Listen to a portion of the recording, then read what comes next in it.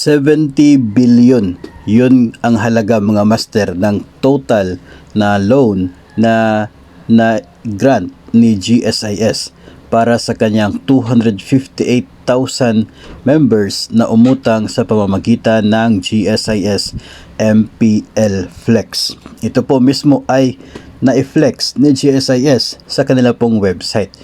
4 na buwan lamang po yun, 70 billion mula September, na first week ng September noong nagsimula ang MPL Flex hanggang dito sa December 21 last year. So na mga nasa 4 na buwan po, umabot sa 70 billion yung gross na halaga na naipautang ni GSIS sa pamamagitan ng MPL Flex, no? So siguro isa po kayo dito sa 258,000 members na na-avail sa MPL Flex mula po noong Setyembre hanggang nito pong Disyembre.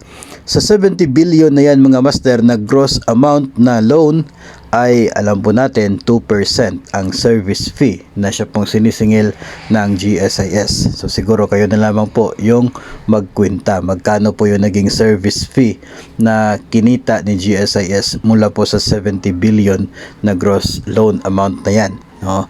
So kung hindi po kayo mahilig magkwenta, nasa 1.4 billion po ang total na service fee na nakolekta ng GSIS from that. Pero aside from that mga master, ay titingnan din po natin yung mga naging dahilan, no, ng mga miyembro kung bakit sila nag-avail dito sa MPL Flex. At isa na nga po dyan ay ito pong pagkaroon ng 15 years na term ng loan. No, yung mga dati pong 10 years lamang na maximum term, kapag 10 years naman yung PPP, umabot na sa 15 years. So mas mababa na ngayon yung amortization ng kanilang MPL under the MPL Flex. Tapos doon naman sa mga dating 5 years term lang, naging 6 years na yung pwedeng yung kanila na-avail under the MPL Flex. So bumaba ng kaunti yung monthly amortization. Tapos bumaba pa yung interest from dating 7% per annum computed in advance, naging 6% per annum computed in advance na lang.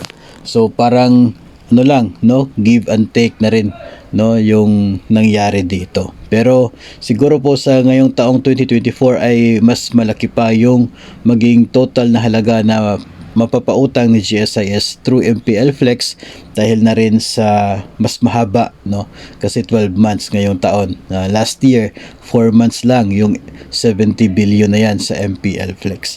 So we are still looking forward for any upgrades dito sa MPL Flex mga master, kasi nga po nabanggit naman ng GSIS President and General Manager na magkakaroon ng expanded MPL Flex sa darating na Mayo, and we will look forward kung ano yung mga magiging nilalaman ng terms and conditions na yan para din po ating maibahagi sa inyo, no, kung baka interested kayo mag-avail niyan. So kaya isa po yun sa mga malaking bagay na aabangan natin ngayong taon mula po sa GSIS. So congrats para po sa GSIS at congrats para sa mga miyembro na natulungan ng MPL Flex.